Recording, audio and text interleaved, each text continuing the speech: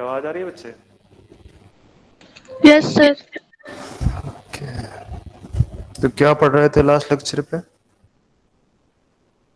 Sir tertiary structure पढ़ाने वाले थे।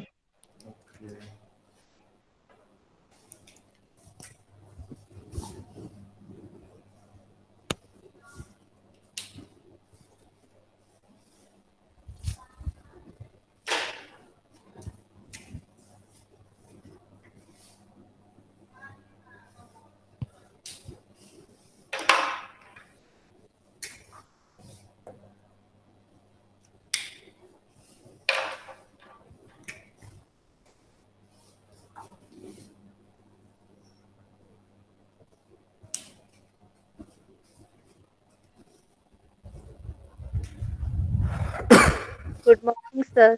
गुड मॉर्निंग बच्चे। तो मैं आपको टर्शियरी स्ट्रक्चर के बारे में बता रहा था प्रोटीन के। Yes sir. और थोड़ा सा आपको पीछे ले जाता हूं मैंने बोला था कि जो प्राइमरी स्ट्रक्चर है प्रोटीन का वो जस्ट अमाइनो एसिड सीक्वेंस है, इस तरह से। अभी जो लीनियर अमाइनो एसिड सीक्वेंस है ये पहले सेकेंडरी स्ट्रक्चर बनाता है, तो सेकेंडरी स्ट्रक्चर में भी ऑफ टू टाइप्स, ठीक है। एक आपको इस तरह से अल्फा हेलिकल स्ट्रक्चर हो सकता है, दूसरा आपको इस तरह से जिगजैग स्ट्रक्चर हो सकता है। इस तरह से आपका जिगजैग स्ट्रक्चर हो सकता है, मैंने आपको इस तरह से बताया था, ठीक है, तो कंफ्यूज मत होना।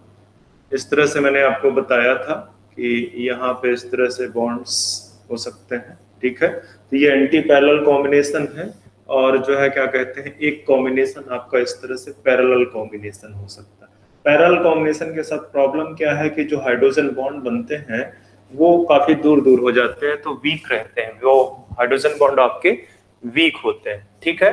तो ये जो सेकेंडरी स्ट्रक्चर क्रिएट हुए हैं, अब ये सेकेंडरी स्ट्रक्चर में भी पॉसिबिलिटी है कि टर्शियरी स्ट्रक्चर पे जाए, ठीक है। तो इसमें फर्दर फोल्डिंग होगी, फर्दर बॉन्ड्स प्रिपेयर होंगे इसमें, ठीक है, फर्दर बॉन्ड फॉर्म होंगे यहाँ पे। इन जो सेकेंडरी स्ट्रक्चर में फर्दर बॉन्डिंग, फर्दर जो है क्या कहते हैं फोल्डिंग होगी, और उस फोल्डिंग से आपका टर्शियरी स्ट्रक्चर बनेगा। उस फोल्डिंग से आपका क्या बनेगा? Tertiary structure. तो आप यहाँ पे लिख सकते हो कि tertiary structure is form by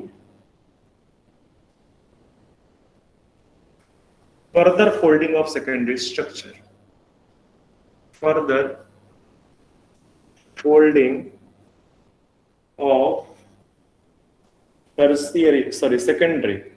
secondary structure। अब ये जो फर्दर फोल्डिंग हो रही है, ये जो फर्दर फोल्डिंग हो रही है, ठीक है, तो आप यहां पे लिख सकते हो folding occurs due to, further folding occurs due to, किसकी वजह से फोल्डिंग हो रही है? कुछ नए बॉन्ड्स बनेंगे, कुछ नए बॉन्ड्स बनेंगे। पहले से कौन कौन से बॉन्ड्स प्रेजेंट है यहाँ? पहले से आपके बॉन्ड प्रेजेंट है peptide bond and hydrogen bond. यहाँ पे जो सेकेंडरी स्ट्रक्चर क्रिएट हुआ है वो किसकी वजह से हुआ है? It is because of the hydrogen bond. Secondary structure आपका किसकी वजह से क्रिएट हो रहा है? हाइड्रोजन बॉन्ड की वजह से क्रिएट हो रहा है। प्राइमरी जो स्ट्रक्चर है आपका, it is because of the peptide bond, ये आपका पेप्टाइड बॉन्ड की वजह से। पर जब आप टर्शियरी स्ट्रक्चर आएंगे तो इसमें कई सारे बॉन्ड इन्वॉल्व होंगे, कई सारे बॉन्ड इन्वॉल्व होंगे। जैसे आपका जो है क्या कहते हैं कोवलेंट। अब कोवलेंट बॉन्ड में आपके कौन कौन से बॉन्ड आ जाएंगे? जैसे आपका डाइसल्फाइड बॉन्ड है, ठीक है, कोवलेंट बॉन्ड में आपका डाइसल्फाइड बॉन्ड,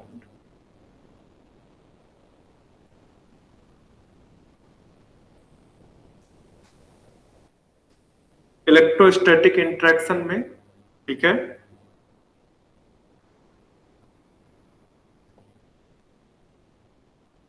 इलेक्ट्रोस्टैटिक इंटरेक्शन, अब वंडरवॉल फोर्सेस,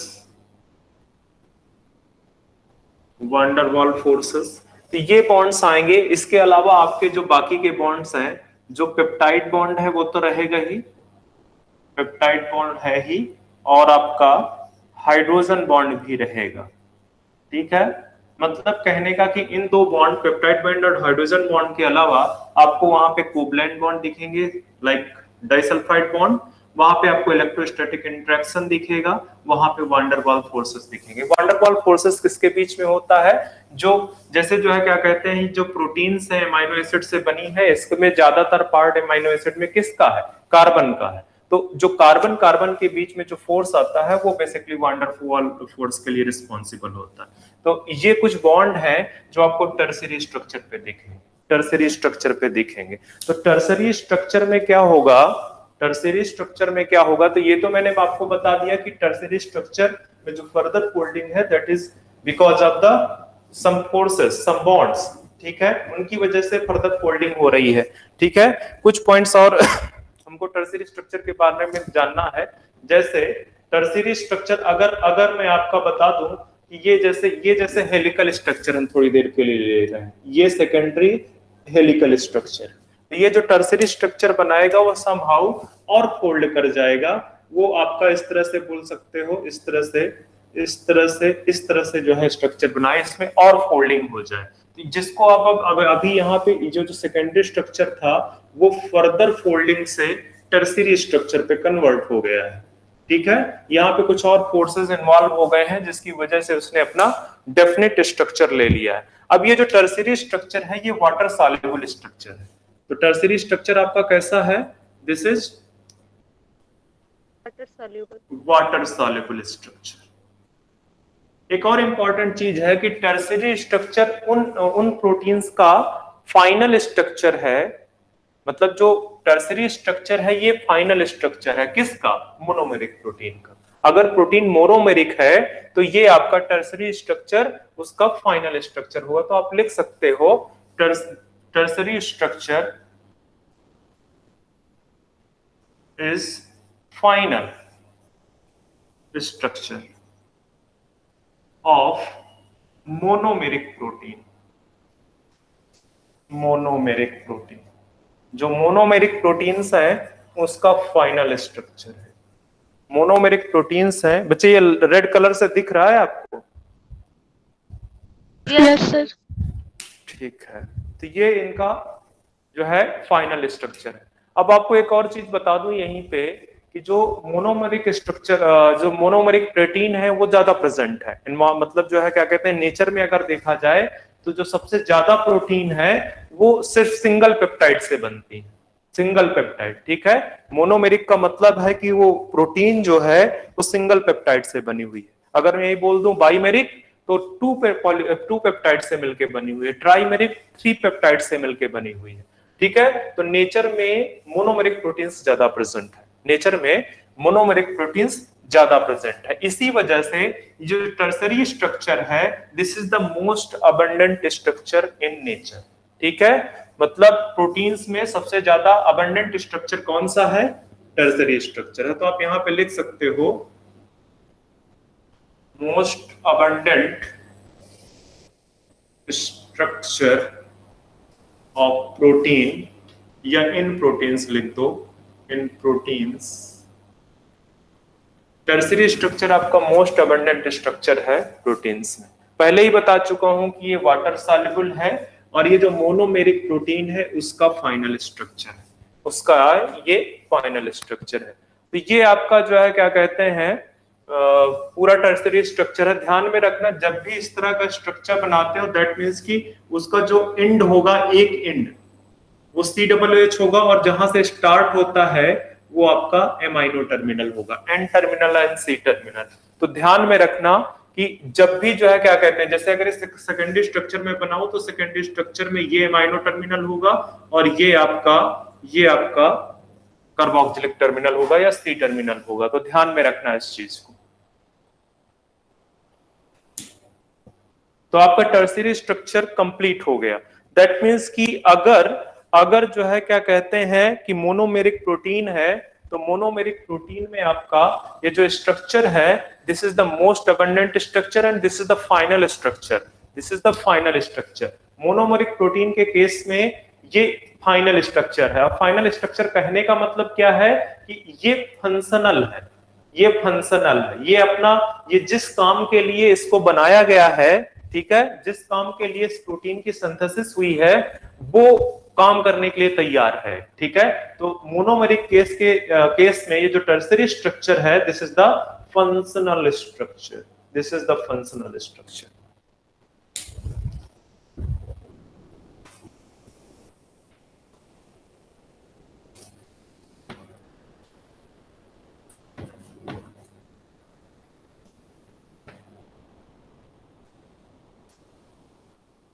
अब आ जाते हैं क्वार्टरनरी स्ट्रक्चर। तो क्वार्टरनरी स्ट्रक्चर आपको सिर्फ कहां पे देखने को मिलेगा? Those proteins which have more than one polypeptide chain. ठीक है, tertiary structure sorry quaternary structure आपको सिर्फ वहीं पे देखने को मिलेगा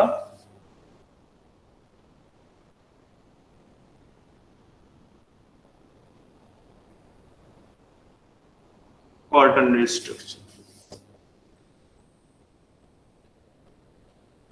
पहले ही दिन बताया था कि ये स्ट्रक्चर बोलो या इनको कॉन्फ़िगरेशन बोलो, ठीक है, दोनों सेम थिंग है। तो ये जो क्वार्टरनरी स्ट्रक्चर है ये कहां पे सिर्फ पाया जाएगा? ओनली दोज प्रोटीन, या इस तरह से लिख दो, found in only those proteins which have more than one polypeptide। अगर प्रोटीन में सिर्फ एक ही पॉलीपेप्टाइड प्रेजेंट है तो उसमें आपको क्वार्टरनरी स्ट्रक्चर देखने को नहीं मिलेगा। This structure only present in case of protein which have more than one polypeptide chain। या इसी चीज को आप ये बोल सकते हो, more than one polypeptide chain को ये मल्टीमेरिक प्रोटीन, मल्टीमेरिक प्रोटीन मतलब those protein which have more than one polypeptide chain will be known as multimeric protein. Multimer, इसमें कई सारे जो है क्या कहते हैं पॉलीपेप्टाइड यूनिट्स प्रेजेंट है। अब एक चीज देखो, यहाँ पे इस पे देखो, इसी स्ट्रक्चर पे देख लो आप, जैसे क्या कहते हैं प्राइमरी स्ट्रक्चर था, प्राइमरी से सेकेंडरी बना, सेकेंडरी से टर्सरी बना। ठीक है, तो जो बेसिकली डिफरेंट पॉलीपेप्टाइड्स होंगी जो है क्वार्टरनरी स्ट्रक्चर में, ये जो मोर देन वन पॉलीपेप्टाइड है, ये पॉलीपेप्टाइड आपस में कंबाइन कर जाएंगे डिफरेंट। जैसे एक पॉलीपेप्टाइड आपके पास में ये है, ठीक है, दूसरी पॉलीपेप्टाइड सपोज करो मैं यहाँ पे इस तरह से दूसरा पॉलीपेप्टाइड में बना देता हूं, एक तीसरा पॉलीपेप्टाइड में बना देता हूं, एक तीसरा पॉलीपेप्टाइड में बना देता हूं यहां पे। ठीक है, ये एक तीसरा पॉलीपेप्टाइड है। तो ये जो पॉलीपेप्टाइड है 3, ये आपस में जो है क्या कहते हैं, वही सारे बॉन्ड्स जो आपके टर्सरी स्ट्रक्चर में इन्वॉल्व थे, वही सारे बॉन्ड पार्टिसिपेट करेंगे यहाँ पे, ये आपस में कंबाइन कर जाएंगे। इनके बीच में जो फोर्सेस हैं, जो बॉन्ड बन सकते हैं, वो बॉन्ड बनेंगे और ये एक कंबाइंड स्ट्रक्चर बन जाएगा। ये मल्टीमेरिक प्रोटीन का एक कंबाइंड स्ट्रक्चर बन जाएगा। ठीक है, इस तरह से कुछ।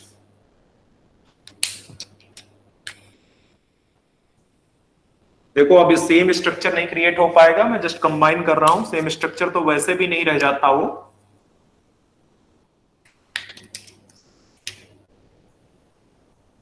ठीक है, तो इस तरह से डिफरेंट यूनिट्स जो है अपने सारे वही कोवलेंट बॉन्ड, वही इलेक्ट्रोस्टैटिक इंटरेक्शन, वही जो है आपका हाइड्रोजन बॉन्ड, वो सब पार्टिसिपेट करेंगे। और ये 3 जो पॉलीपेप्टाइड्स थी, इन्होंने मिलके क्या बना लिया? एक क्वार्टरनरी स्ट्रक्चर बना लिया, एक क्वार्टरनरी स्ट्रक्चर बना लिया। अब ये जो क्वार्टरनरी स्ट्रक्चर है, उसमें जो ये जो डिफरेंट पॉलीपेप्टाइड्स हैं, ये जो डिफरेंट पॉलीपेप्टाइड हैं, इनको क्या नाम दिया जाएगा? These polypeptide will be known as subunit, subunit. ठीक है, मतलब एक क्वार्टरनरी स्ट्रक्चर के अंदर जो डिफरेंट पॉलीपेप्टाइड्स हैं, उनको किस नाम से आप जानोगे? सब यूनिट के नाम से जानोगे। ठीक है, तो आप लिख सकते हो यहीं पे लिख सकते हो कि डिफरेंट पॉलीपेप्टाइड्स, ठीक है,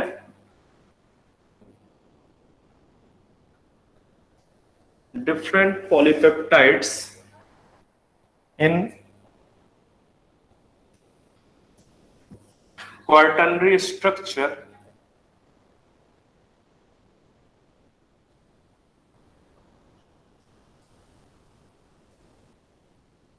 is known as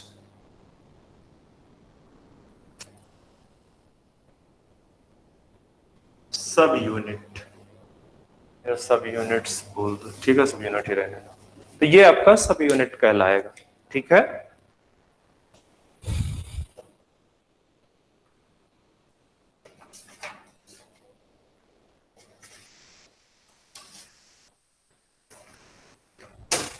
अब कुछ पॉइंट्स और इसमें अभी लिखने लायक हैं।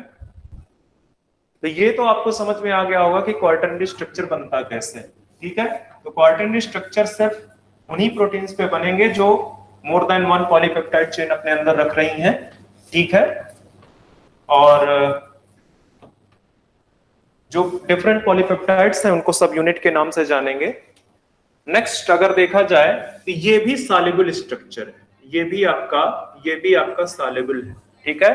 तो आप लिख दो कि ये वाटर सॉल्युबल स्ट्रक्चर। और साथ में एक इंपॉर्टेंट चीज है कि ये उन प्रोटीन्स का फाइनल स्ट्रक्चर है जिससे जो मल्टीमेरिक है, ठीक है। तो आप ये लिख सकते हो फाइनल या फंक्शनल, फाइनल और फंक्शनल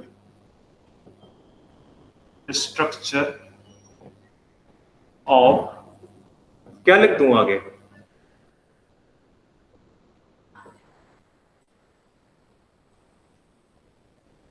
मल्टीमेरिक प्रोटीन्स। मल्टीमेरिक प्रोटीन्स का या फाइनल या फंक्शनल स्ट्रक्चर है, ठीक है।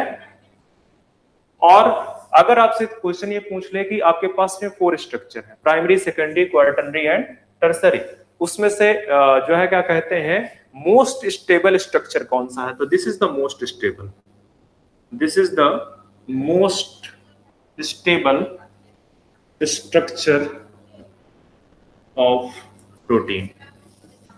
तो जितने भी स्ट्रक्चर्स आपके पास अवेलेबल है primary, secondary, tertiary and quaternary, उनमें से ये सबसे stable structure, this is the most stable structure.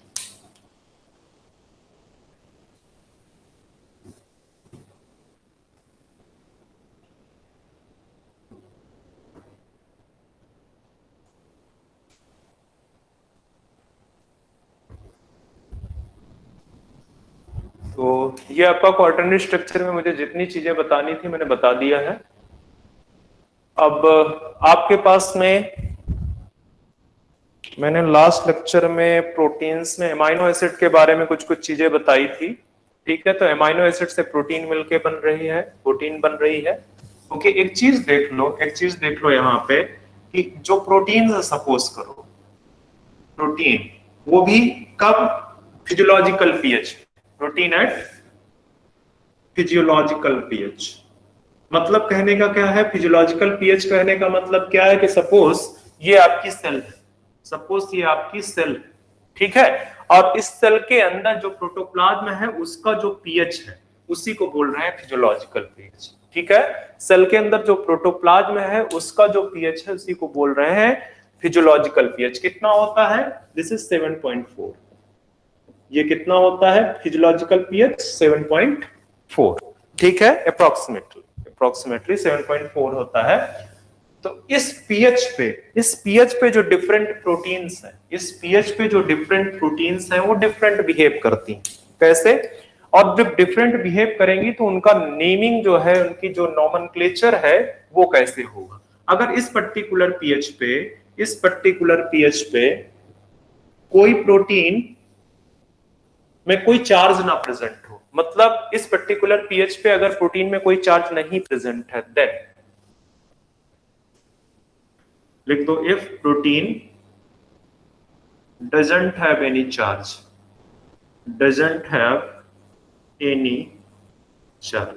अगर उसके अंदर कोई चार्ज नहीं प्रेजेंट है, देन उसको आप क्या बोलोगे, न्यूट्रल प्रोटीन। उस प्रोटीन को आप क्या बोलोगे कि अगर प्रोटीन के अंदर कोई चार्ज नहीं प्रेजेंट है इस पीएच पे, फिजियोलॉजिकल पीएच पे, तो उसको आप बोलोगे न्यूट्रल प्रोटीन। और अगर इफ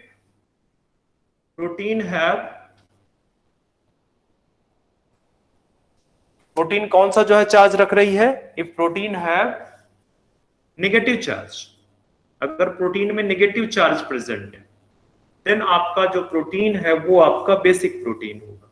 कौन सा प्रोटीन होगा आपका? Basic protein.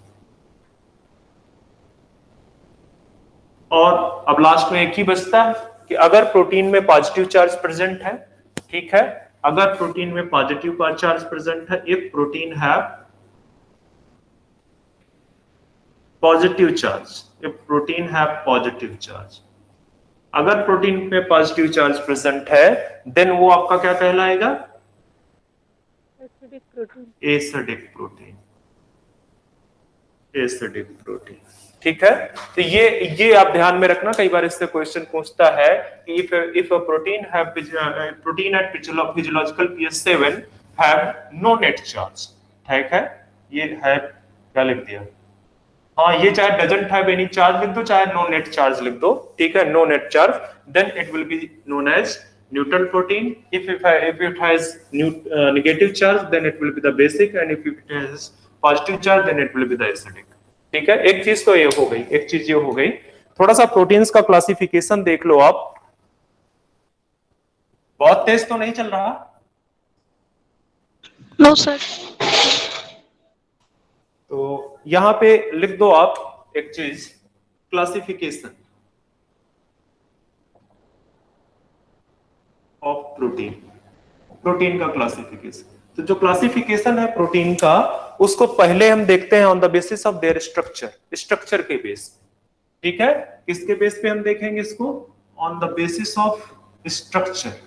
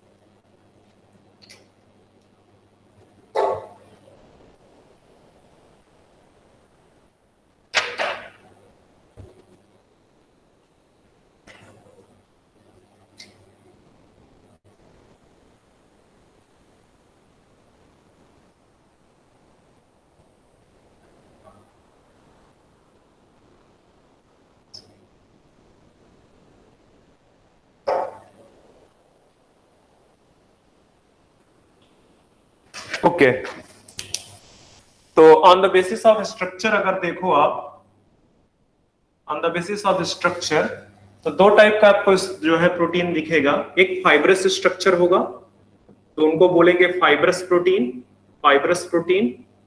और दूसरा प्रोटीन आपको, दूसरा स्ट्रक्चर जो दिखेगा वो ग्लोब्यूलर दिखेगा, तो उनको बोलोगे ग्लोब्यूलर प्रोटीन, ग्लोब्यूलर प्रोटीन, ठीक है। तो जो फाइब्रस प्रोटीन है वो स्ट्रक्चरल रोल प्ले करती है।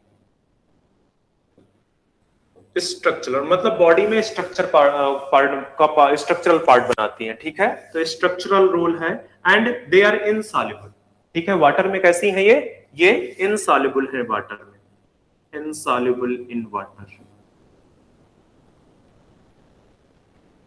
और फाइब्रस के नाम से ही पता चल रहा है कि ये फाइबर लाइक होंगी, ठीक है, फाइबर लाइक होगी। तो इतना याद रखना कि these are the structural protein and insoluble in water, इससे ज्यादा नहीं पूछेगा।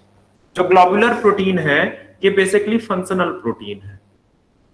देखो ये स्ट्रक्चरल प्रोटीन है जो आपके बॉडी का स्ट्रक्चर बनाती है, ये आपके बॉडी में फंक्शनल रोल प्ले करती है, जैसे एंजाइम, ये आपका फंक्शनल प्रोटीन है। और these are mostly soluble in water, mostly soluble in water, जैसे आप कोई भी एंजाइम उठा लो, कोई भी एंजाइम उठा लो, तो ग्लोबुलर होता है वो, तो वो बेसिकली मोस्टली सॉल्युबल होंगी और फंक्शनल नेचर में होंगी। ये स्ट्रक्चरल होंगी, इनसॉल्युबल इन वाटर होंगी।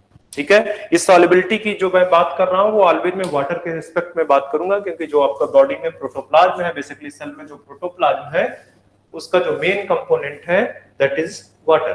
ठीक है, Water. Yes, sir. तो ये तो एक हो गया on the basis of their structure, protein के स्ट्रक्चर के अकॉर्डिंग। अगर आपसे कोई बोल दे on the basis of function, on the basis of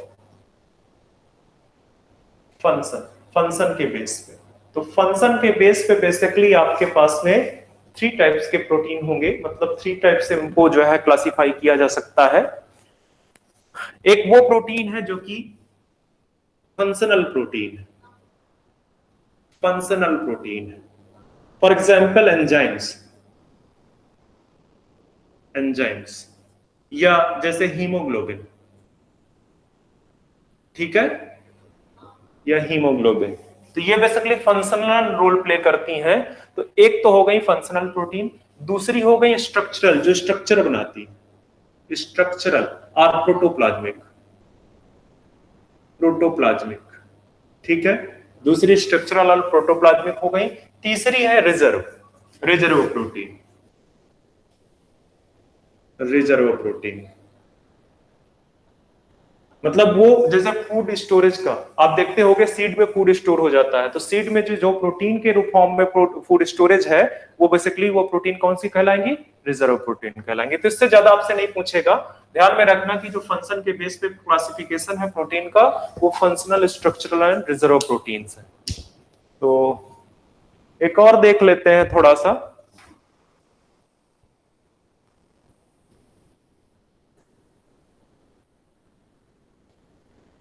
on the basis of component, proteins में कौन कौन से कंपोनेंट प्रेजेंट है उसके बेस में। ठीक है, तो आप लिख सकते हो यहां पे on the basis of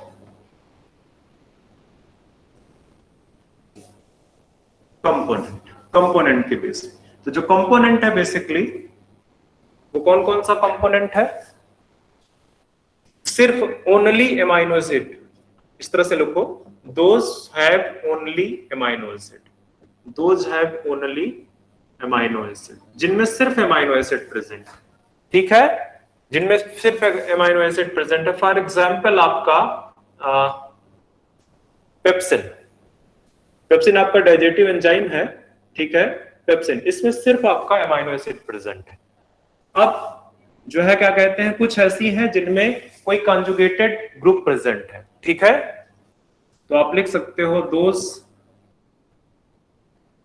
proteins which are conjugated, which are conjugated with other molecule, with other molecule. For example, example के लिए अगर मैं आपका लिखूं यहाँ पे, तो जैसे कुछ प्रोटीन ना कार्बोहाइड्रेट के साथ कंजुगेटेड होती है, ठीक है, कुछ प्रोटीन कंजुगेटेड होती है किसके साथ में, कार्बोहाइड्रेट के साथ में। तो आप यहाँ पे लिख सकते हो, ठीक है, कंजुगेशन ऑफ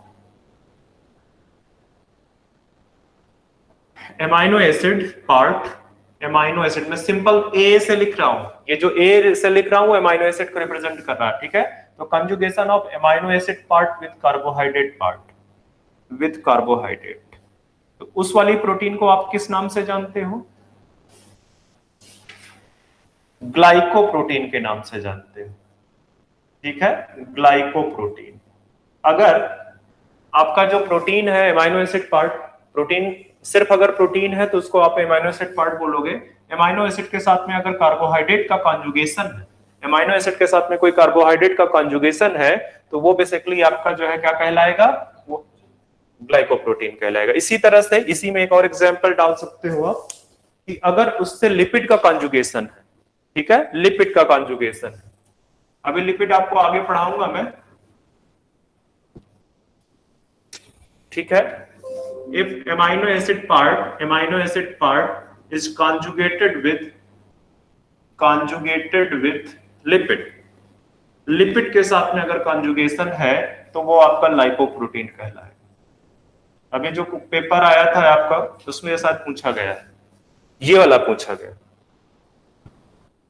अभी कुछ दिन पहले आपका पेपर आया हुआ है ना? Yes, sir. हो गए क्या? On the basis of component जो भी चीजें मुझे बतानी थी वो मैंने बता दिया है। अच्छा एक और लिख लो यहां पे, एक होते हैं डेराइव्ड प्रोटीन। थर्ड, यहां पे थर्ड लिख सकते हो डेराइव्ड, डेराइव्ड प्रोटीन। अब ये अदर जो प्रोटीन्स है ना, जो अदर प्रोटीन्स है उनसे बनते हैं। ये डेराइव्ड प्रोटीन कहां से बनते हैं? They derived from the other proteins by degradation, by their degradation. ठीक है, तो यहां पे लिख दो, बस एक लाइन पे लिख दो,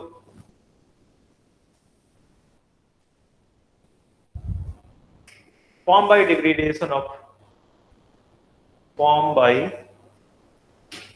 degradation of other protein,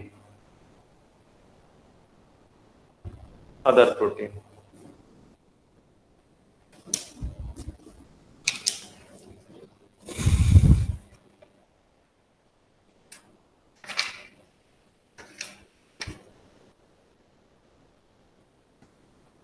एक दो चीजें और लिख लो।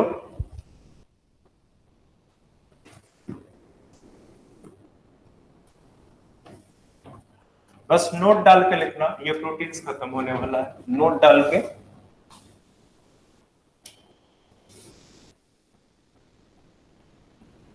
अब नोट में क्या लिखना है? GLUT4। एनसीईआरटी पढ़ोगे तो एनसीईआरटी में आपका GLUT4 के बारे में लिखा हुआ है। ठीक है, GLUT4 आपका क्या है बेटा? प्रोटीन है, ये प्रोटीन है आपकी। किस चीज में हेल्प करती है? फंक्शन इसका क्या है? Transportation, help in transportation Glucose.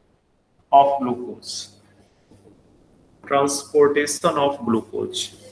तो जो ग्लूकोज का ट्रांसपोर्टेशन है उसमें हेल्प करती है। मतलब कहने का क्या कि अगर ये आपका सेल है तो ये सेल मेम्ब्रेन में प्रेजेंट है, ये आपकी सेल मेम्ब्रेन में इस तरह से प्रेजेंट है। ठीक है, और क्या करती है? ये जो बाहर, इसके एक मिनट, इसके बाहर की तरफ जो है ब्लड फ्लो कर रहा है, सेल वहीं पे प्रेजेंट है। ठीक है, मतलब सपोज करो ये ब्लड वेसल है और ब्लड वेसल के कांटेक्ट में आपका क्या है? ये ब्लड वेसल है और ब्लड वेसल के कांटेक्ट में आपका कोई टिश्यू है, उसमें एक सेल है। तो यहाँ पे जो ग्लूकोज होगा, यहाँ पे जो ग्लूकोज होगा, उस ग्लूकोज को जो है क्या कहते हैं? वो सेल में ले आएगी। GLUT4 क्या करेगी? ग्लूकोज को सेल में ले आएगी। तो ट्रांसपोर्टेशन ऑफ ग्लूकोज का काम करती है। क्वेश्चन पूछा जा चुका है नीट में अपने। एंड इसमें एक और चीज लिख दो, रेगुलेटेड बाय इंसुलिन। इंसुलिन आपका एक हार्मोन है। ठीक है, तो ये बेसिकली GLUT4 को क्या करता है? रेगुलेट करता है। ठीक है, तो ब्लड से ग्लूकोज की कंसंट्रेशन को कम करा देता है। इसी वजह से इंसुलिन क्या करता है? इंसुलिन ब्लड ग्लूकोज कंसंट्रेशन को डिक्रीज करता है, ब्लड ग्लूकोज कंसंट्रेशन को डिक्रीज करता है। ठीक है, इसी तरह से एक और लिख दो, पी प्रोटीन। पी प्रोटीन, तो ये पी प्रोटीन आपका कहां पे प्रेजेंट होता है? फ्लोएम में प्रेजेंट होता है। That's why it is named as P protein. ठीक है, तो यहां पे लिख दो, और मत लिखो, प्रेजेंट लिखो, present in sieve tube of phloem and it is believed to be, ये बिलीव किया जाता है कि जो आपका पी प्रोटीन है वो शुगर के ट्रांसपोर्टेशन में हेल्प करता है। ठीक है, तो आप यहां पे लिख दो, and it is believed to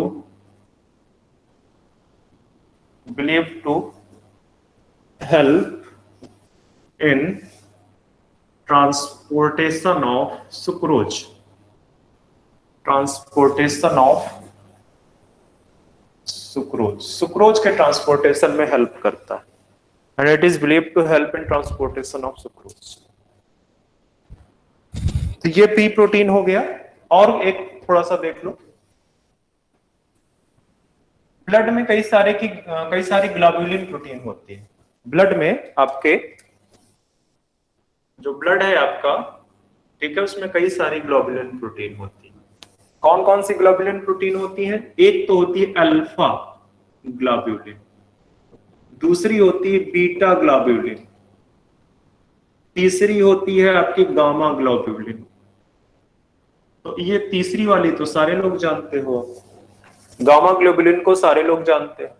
alpha globulin और बीटा ग्लोबुलिन बेसिकली ट्रांसपोर्ट में इन्वॉल्व है, ये कुछ कुछ ट्रांसपोर्ट कर रही होती है, ठीक है। अल्फा एंड बीटा ग्लोबुलिन आपकी कुछ कुछ ट्रांसपोर्ट कर रही होती है। लिख दो जरा सा। थायरॉक्सिन का नाम सुना? क्या होता है? हार्मोन है, ठीक है। तो आप यहां पे लिख दो अल्फा ग्लोबुलिन आपका क्या कर रहा है? Transportation of thyroxine. थायरॉक्सिन। ये जो बीटा ग्लोबुलिन है आपके फैट सॉल्युबल विटामिन को ट्रांसफर करता है, ठीक है। तो लिख दो help in transport of fat soluble vitamin. कौन कौन सी है fat soluble vitamin? Like A, D, E, K. और जो गामा ग्लोबुलिन है help in defence mechanism of the body.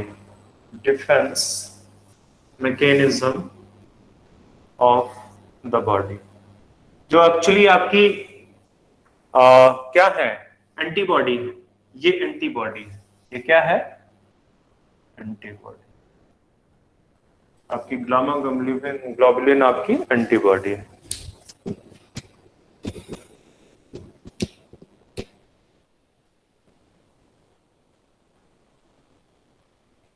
एक और चीज लिख दो यहीं पे, एल्ब्यूमिन। इसी गामा ग्लोबुलिन के बाद में एक होती है एल्ब्यूमिन। ये भी protein, most abundant protein present in blood.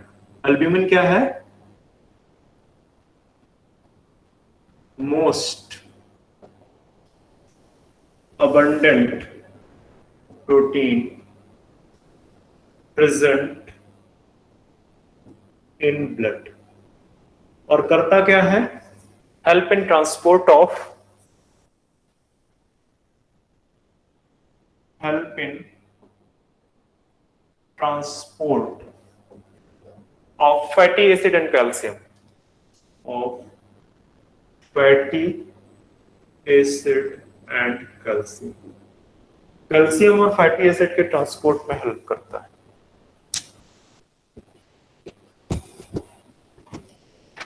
यहां से अभी आपका प्रोटीन फिनिश हो चुका है, ठीक है। अब हम चलते हैं न्यूक्लिक एसिड पे।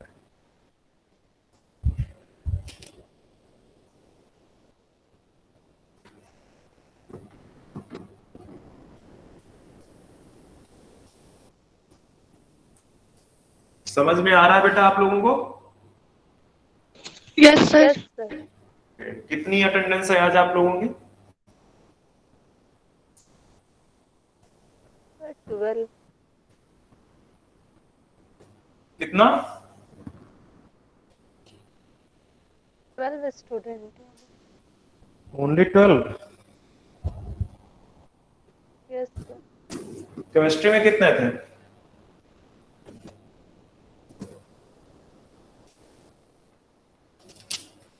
नहीं याद? सर इतना ही थे। ओके, तो स्टार्ट करते हैं हम न्यूक्लिक एसिड, ठीक है। न्यूक्लिक एसिड, तो आपको पता है कि ये जो न्यूक्लिक एसिड है it is the polymer of, किसका पॉलीमर है? न्यूक्लियोटाइड का। ये बेसिकली पॉलीमर है आपका न्यूक्लियोटाइड, ठीक है। न्यूक्लियोटाइड का पॉलीमर है। यहीं पे मैं एक चीज और बता देता हूं कि आपका जो न्यूक्लिक एसिड है they are of 2 type. Nucleic acid आपके कितने टाइप के हैं? 2 टाइप के। कौन कौन से हैं? DNA and RNA. अब इतना नाम मत पूछ लेना मुझसे, ये तो बहुत दिन से पढ़ रहे हो ना कि deoxy nucleic acid and ribonucleic acid. तो न्यूक्लिक एसिड वो चाहे डीएनए हो चाहे आरएनए हो, both are made up of nucleotides, they are polymer of nucleotides. ठीक है, ये पॉलीमर है न्यूक्लियोटाइड्स के। अब मैं न्यूक्लियोटाइड्स के अंदर की चीजें बताना स्टार्ट करूं उससे पहले मैं थोड़ा सा न्यूक्लियोटाइड्स के बारे में बता देता हूं कि न्यूक्लियोटाइड्स में इसकी कॉम्पोजिशन डीएनए एंड आरएनए के अलावा भी कोई कोई काम करता है। ठीक है, न्यूक्लियोटाइड्स आपका कुछ कुछ और काम करता है, वो डीएनए ही आरएनए ओनली बनाने में काम नहीं कर रहा है, उसके कुछ और भी काम है। ठीक है, एक तो पहला लिख दो ये कि फॉर्म न्यूक्लिक एसिड, दूसरा they are energy carrier, they are energy carrier. ठीक है, energy carrier for example nucleic sorry ATP, ATP, GP, GTP, CTP and TTP. ठीक है, तो ये एनर्जी कैरियर है। ठीक है, ये एनर्जी कैरियर है और एक्चुअली है क्या, they are nucleotide, they are. और आपका क्या काम करता है, सेकेंडरी मैसेंजर की तरह काम करता है। मतलब सेकेंड मैसेंजर का काम क्या है, मैसेज को एक जगह से दूसरी जगह ले जाना। सेकेंडरी मैसेंजर तो जैसे आपका हार्मोन, हार्मोन क्या है, प्राइमरी मैसेंजर। ठीक है, तो हार्मोन्स के जो मैसेज है उसको टारगेट ऑर्गन तक ये ले जाता है। ठीक है, यहां पर आप लिख सकते हो कि ये सेकेंडरी मैसेंजर है, they are also act as secondary messenger. For example आपका बताओ क्या लिख दूं, CAMP, cyclic AMP, cyclic AMP।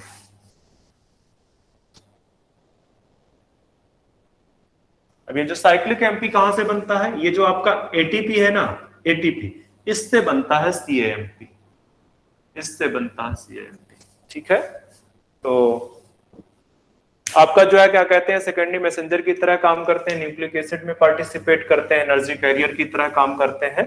ठीक है, कुछ विटामिन्स आपके, ठीक है, also form component of vitamin, also form component of vitamin, जैसे विटामिन B1, थियामिन, ठीक है, पारिडॉक्सिन। तो इतना ज्यादा डीप में जाने की जरूरत नहीं है, बस इतना याद रखना कि also form component of vitamin. तो ये तो हो गया न्यूक्लियोटाइड के जो है कि न्यूक्लियोटाइड जो है न्यूक्लिक एसिड को छोड़ के कुछ कुछ और भी काम करते हैं, वो आपके सामने है। अब आते हैं न्यूक्लियोटाइड की पहले डिटेल एनालिसिस करते हैं और उसके बाद फिर हम न्यूक्लिक एसिड पे जाएंगे। पहले न्यूक्लियोटाइड के बारे में हमको इस चैप्टर में पढ़ना है। ठीक है, एक्चुअली बायोकेमिस्ट्री पार्ट के पॉइंट ऑफ व्यू से देखोगे आप तो यहाँ पे सिर्फ न्यूक्लियोटाइड्स के बारे में ही पढ़ना है। जब आप सेकेंड जो है क्या कहते हैं अपनी बुक पे जाओगे, बेसिकली +2 वाली जो एनसीईआरटी है, तो वहां पे फिर मॉलिक्यूलर बायोलॉजी में डीएनए के स्ट्रक्चर, आरएनए के स्ट्रक्चर के बारे में डिस्कस करना है। बाकी आपको अगर बायोमोलिक्यूल्स के रिस्पेक्ट में देखना है तो आपका जो यहाँ पे चीजें पढ़नी है वो सिर्फ न्यूक्लियोटाइड्स के बारे में पढ़नी है। तो अगर मैं यहाँ पे लिख दूं ये न्यूक्लियोटाइड, पहले ही बता चुका हूं कि जो आपका न्यूक्लिक एसिड है, न्यूक्लिक एसिड न्यूक्लियोटाइड के पॉलीमराइजेशन से बनते हैं। ठीक है, अब इस न्यूक्लियोटाइड के 3 कंपोनेंट है। इस न्यूक्लियोटाइड में यहां पे आप इस तरह से लिख सकते हो, मेड अप ऑफ जो है थ्री कंपोनेंट। कौन कौन से कंपोनेंट है इसमें, सुगर,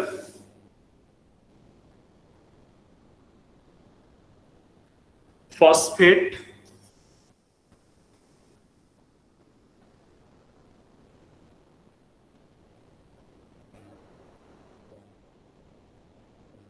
या फॉस्फेट मत लिखो, पूरा लिखो आप पहले,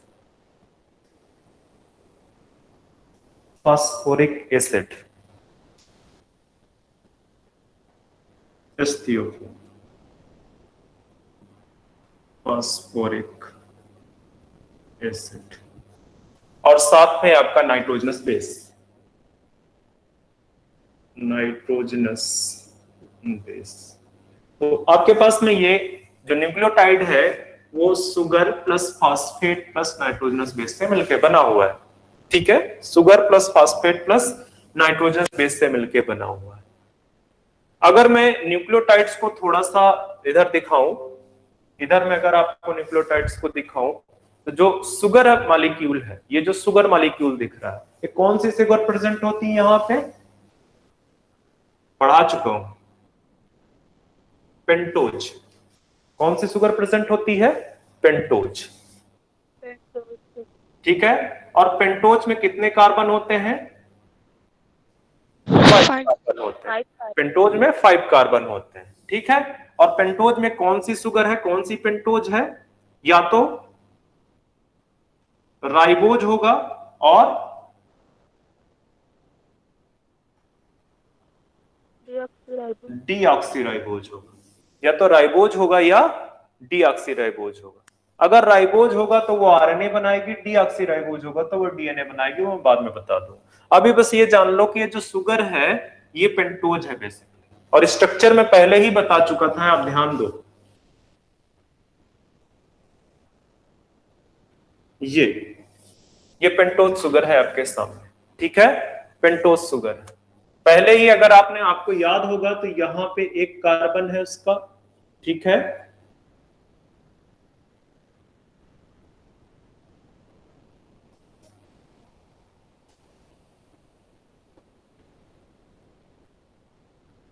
बताओ कैसे, कहां पे कार्बन रखूं, C1 यहां पे है, यहां पे है,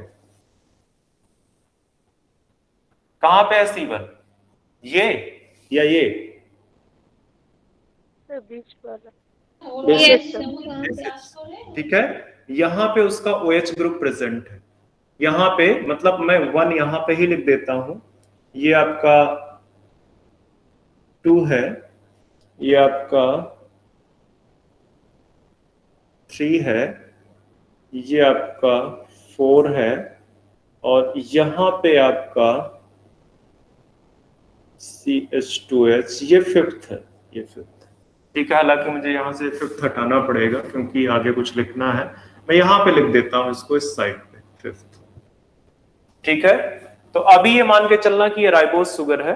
ठीक है, अभी ये मान के चलना कि मैंने यहाँ पे राइबोज बनाया हुआ है, या तो चूंकि मैं पोजीशन छोड़ दे रहा हूं यहाँ पे तो उससे कोई फर्क नहीं पड़ेगा। मेन चीज ये है कि एक ये आपका कार्बन है, दूसरा आपका ये कार्बन है।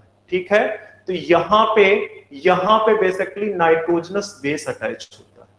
यहाँ पे जो C1 है, C1 के साथ में नाइट्रोजनस बेस अटैच होता है।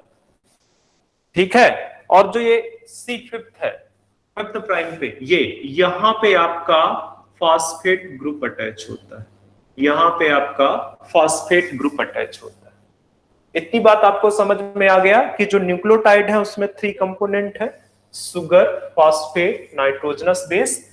तो जो सुगर है वो बेसिकली सेंटर पे है, उसकी एक साइड पे कार्बन नंबर 1 के साथ में आपका नाइट्रोजनस बेस अटैच है, और उसके कार्बन नंबर 5 पे क्या अटैच है, phosphate group attach. Phosphate group, carbon number 5 पे फॉस्फेट ग्रुप अटैच।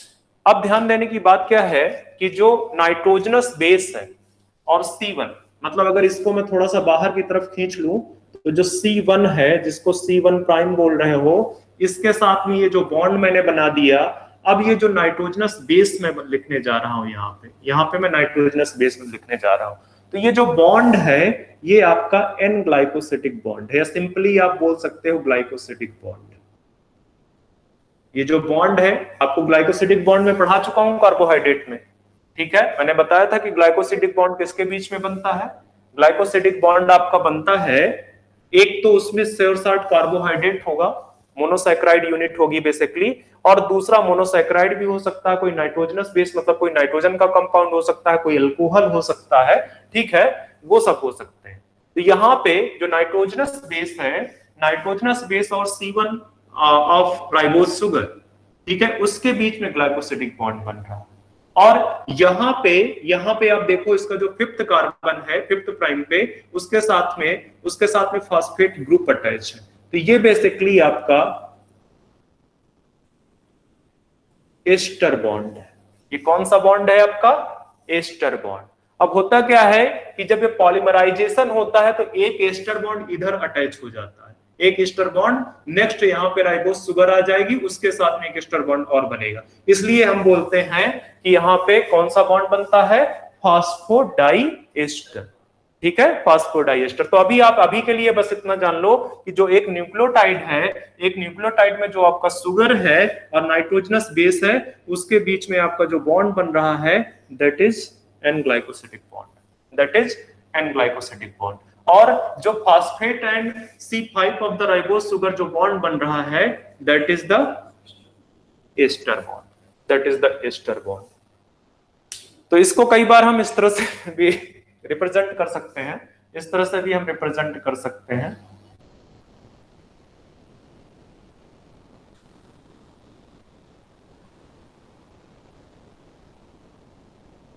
इधर से इस तरह से नाइट्रोजस बेस लगा दो और यहां से आप, सेम चीज है बट मैं ज्यादा डिटेल पे नहीं बना रहा हूं, ठीक है, यहां पे आप उसका फॉस्फेट ग्रुप अटैच करो।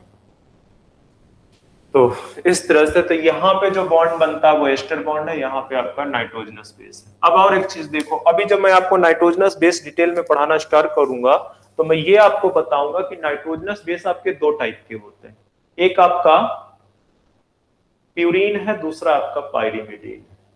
ठीक है, तो जो बॉन्ड फॉर्म होता है यहाँ पे, जैसे राइबोस शुगर, ये यहाँ पे मैं थोड़ा सा और लिख देता हूं, राइबोस या शुगर ऑफ सुगर C1 लिख देते हैं, सुगर C1। ठीक है, तो जैसे जो शुगर है उसका कार्बन नंबर 1 है, मतलब कौन सा एटम पार्टिसिपेट कर रहा है नाइट्रोजन बेस के साथ बॉन्ड फॉर्मेशन में, कार्बन, कौन सा नंबर 1। ठीक है, तो इसी तरह से जो नाइट्रोजस बेस है वो चाहे प्यूरीन हो चाहे पाइरिमिडीन हो, उसका बेसिकली नाइट्रोजन पार्टिसिपेट करता है कार्बन के साथ बॉन्ड बनाने में। कार्बन के साथ बॉन्ड बनाने में कौन सा बॉन्ड, कौन सा एटम पार्टिसिपेट करता है नाइट्रोजन बेस का, नाइट्रोजन। नाइट्रोजन बेस का जो नाइट्रोजन है that will participate during glycosidic bond formation. ठीक है, अब अगर वो प्यूरीन है, तो अगर वो प्यूरीन है तो वो बेसिकली N9 होगा। कौन सा नंबर होगा, N9। और अगर वो पाइरिमिडीन है तो वो कौन सा नंबर होगा, N1। ये क्वेश्चन पूछे जाते हैं, ये क्वेश्चन पूछे जाते हैं, हालांकि इसको मैं अभी दोबारा बताऊंगा, बट अभी आपके लिए थोड़ा सा बता दिया कि नाइट्रोजनस बेस में से कौन सा एटम पार्टिसिपेट करता है, नाइट्रोजन। प्यूरीन है तो नाइट्रोजन 9 करेगा और पाइरिमिडीन है तो नाइट्रोजन 1 पार्टिसिपेट करेगा। 1।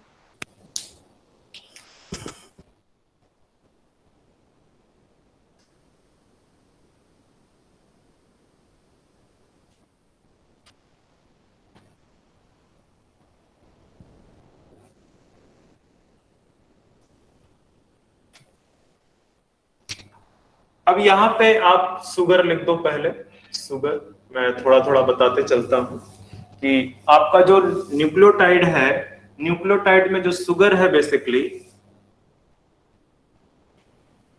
वो आपकी पेंटोज शुगर होगी, और यहीं पे लिख दो ribose in case of RNA, ribose in case of RNA. RNA के केस में आपका राइबोज होगा और डीएनए के केस में आपका deoxyribose in case of DNA. क्या फर्क है दोनों में, दोनों में क्या फर्क है? आपने बायोमॉलिक्यूल मतलब जो वो पढ़ा रखा, कार्बोहाइड्रेट, वो पढ़ा नहीं है। नहीं पढ़ोगे कुछ फायदा नहीं होना बच्चे।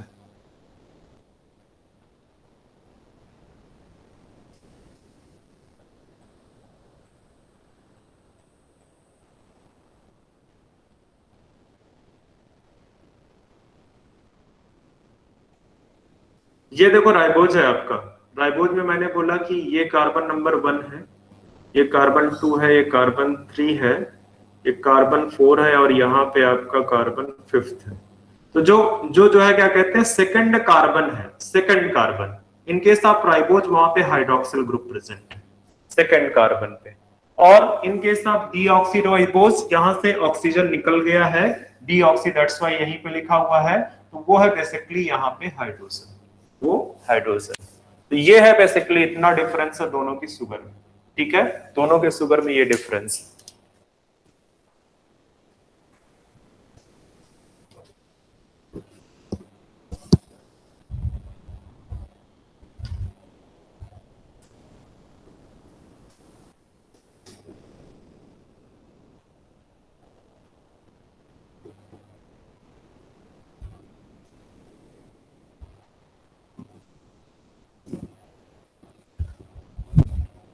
फास्फेट ग्रुप के बारे में मुझे कुछ बताना नहीं है, केमिस्ट्री में आपके सर ने पढ़ा दिया होगा। H3PO4 फास्फोरिक एसिड किस तरह से स्ट्रक्चर बनाते हैं, बताओ क्या बना दूं, क्या बना दूं फास्फोरिक एसिड का पिक्चर बनाने में। ये P है, इसके साथ पहले आप क्या करोगे, जितने मैक्सिमम हाइड्रोक्सिल ग्रुप बना सकते हो वो बना दो, जितने मैक्सिमम हाइड्रोक्सिल ग्रुप बना सकते हो वो बना दो। अब जो है क्या कहते हैं, एक ऑक्सीजन बचा है जो कि कोऑर्डिनेट बॉन्ड के साथ में अटैच्ड है, तो आप इस तरह से ऑक्सीजन को बना सकते हो, और अगर कोऑर्डिनेट में ये नहीं बनाना चाहते हो तो आप डबल बॉन्ड भी क्रिएट कर सकते हो, उसमें भी कोई दिक्कत नहीं, ठीक है, हालांकि वो कोऑर्डिनेटेड बॉन्ड होता है। तो ये आपका बेसिकली जो है क्या कहते हैं, ये स्ट्रक्चर है PO4 का, H3PO4 का, फास्फोरिक एसिड का। अब जब आपका यहाँ पे बॉन्ड फॉर्मेशन होता है शुगर के साथ में, तो शुगर के साथ में बॉन्ड फॉर्मेशन में इसमें ऑक्सीजन, इस वाले बॉन्ड का कोई रोल नहीं है, जो भी रोल होगा आपके हाइड्रोक्सिल ग्रुप का रोल, जो भी रोल होगा, मतलब पहले जब एक बॉन्ड बनेगा, एस्टर बनेगा, तो ये हाइड्रोक्सिल पार्टिसिपेट करेगा, फिर नेक्स्ट हाइड्रोक्सिल पार्टिसिपेट करेगा। तो जब जो है क्या कहते हैं न्यूक्लियोटाइड का फॉर्मेशन होता है तो उसमें हाइड्रोक्सिल ग्रुप ही पार्टिसिपेट करता है। अब आते हैं आपके जो कि सबसे बड़ा इंपॉर्टेंट पार्ट है, नाइट्रोजनस बेसिस। नाइट्रोजनस बेसिस, तो जो नाइट्रोजनस बेस है इन केस ऑफ न्यूक्लिक एसिड या न्यूक्लियोटाइड में जो नाइट्रोजनस बेसिस हैं, ये आपके 2 टाइप के, कितने टाइप के हैं ये आपके 2 टाइप्स के, अभी बताया था। एक है आपका प्यूरीन और दूसरा आपका है पाइरिमिडिन, ठीक है।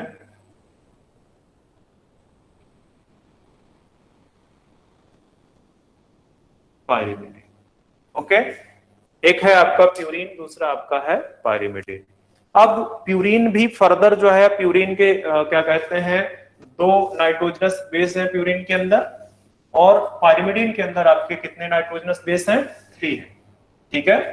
प्यूरीन के अंदर 2 नाइट्रोजनस बेसेस हैं, पाइरीन के अंदर 3 नाइट्रोजनस बेसेस हैं। तो पहले प्यूरीन और पाइरिमिडिन को देख लेते हैं। पाइरिमिडिन पहले मैं यहां पे लिख लेता हूं, क्या ऐसा करते हैं, प्यूरीन ही लिखते हैं पहले,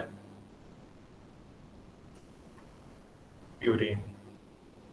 अब ये 2 रिंग मेंबर्ड स्ट्रक्चर है, इस तरह से बोल सकते हो डबल रिंग स्ट्रक्चर है आपका, मतलब how many rings are present in case of purine, double ring structure है, 2 रिंग है यहां पे, ठीक है। अब ये जो 2 रिंग स्ट्रक्चर है वो कौन कौन से रिंग है इसके अंदर, एक तो पाइरिमिडिन रिंग है, एक तो आपकी पाइरिमिडिन रिंग है, और दूसरा आपका कौन सा रिंग है, एमिडाजोल रिंग।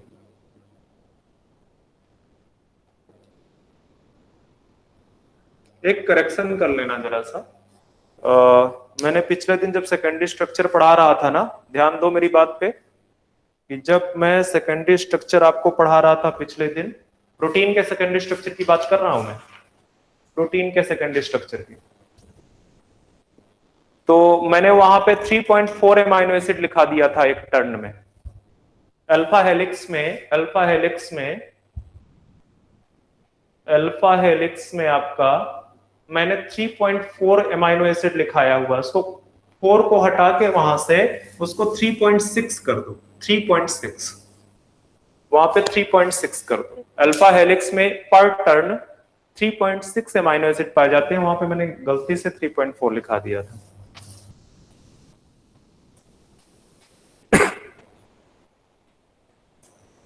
ये जो प्यूरीन रिंग है आपकी, ये 6 मेंबर्ड रिंग, मतलब उस रिंग के अंदर कितने मेंबर होंगे, 6 मेंबर। 6। और ये जो इमिडाजोल है इसमें कितने होंगे? 5 मेंबर्ड, 5 मेंबर्ड, ठीक है। इसमें 6 मेंबर्ड में आपका 2 नाइट्रोजन है, 2 नाइट्रोजन है एंड 4 कार्बन है। और यहां पे आपके 5 मेंबर्ड रिंग में इमिडाजोल के केस में 2 नाइट्रोजन है, 3 कार्बन है, 2 नाइट्रोजन है एंड 3 कार्बन है, ठीक है। 2 नाइट्रोजन, यहाँ पे 2 नाइट्रोजन प्लस 4 कार्बन है, और वहां पे इमिडाजोल में 2 नाइट्रोजन प्लस 3 कार्बन है, और वो भी ये फ्यूज्ड है, वो भी ये फ्यूज्ड है। तो जो प्यूरिन में नंबर, टोटल नंबर है बेसिकली वो 11 नहीं है। ये मत सोचना कि 6 + 5 11 नहीं है, ठीक है। 2 कॉमन है, तो इसकी वजह से जो प्यूरिन है आपकी वो 9 मेंबर है, ठीक है, 9 मेंबर।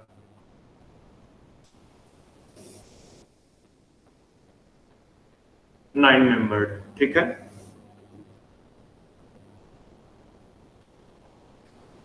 Nine member.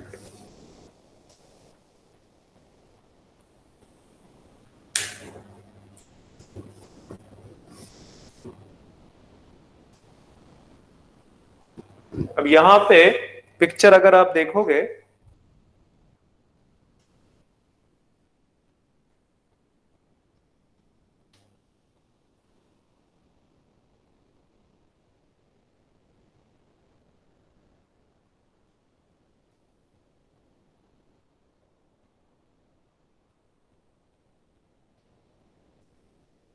बड़ा बना दिया है इसको, कोई दिक्कत नहीं है। ये इस तरह से, ठीक है। और जो नंबरिंग स्टार्ट होती है वो यहां से होती है, 1 1 2 3, sorry there is mistake,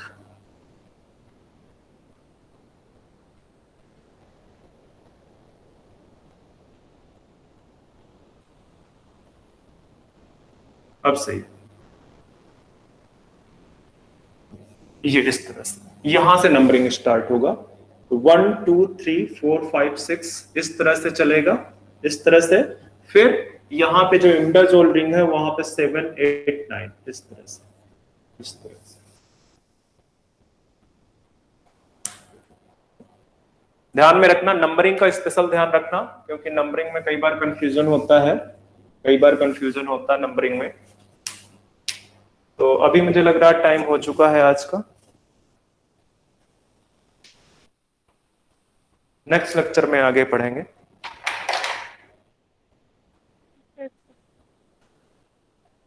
thank you sir. Welcome. Thank you, sir.